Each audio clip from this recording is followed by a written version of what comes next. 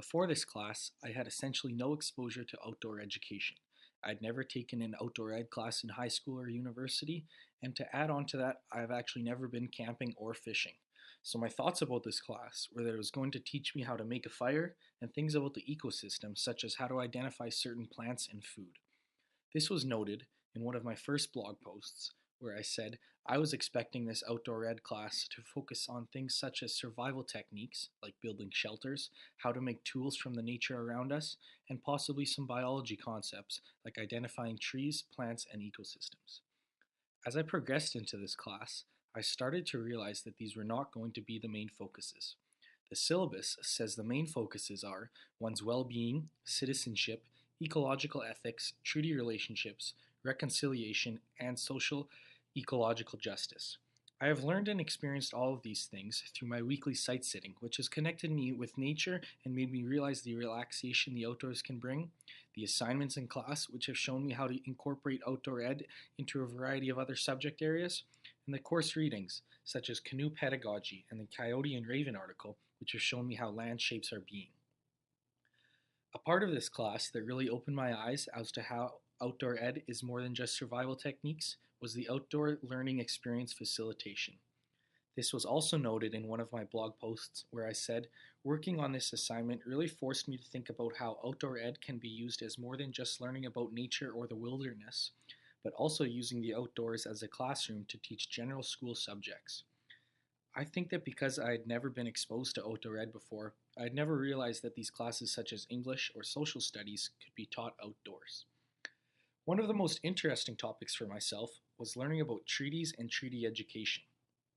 Growing up, I had essentially no exposure to treaty ed in my schooling experiences, as my social studies classes covered mostly just topics of the fur trade and post-colonization Canada. Uncovering so many learnings about treaty ed in this class has been a bit overwhelming at times, but very interesting and important nonetheless as my knowledge on this subject grew rapidly. This sudden exposure to treaty ed was also noted in one of my weekly blog posts, where I said, just a few days ago was the first time I had ever seen a map of modern Canada mapped out with treaty territory.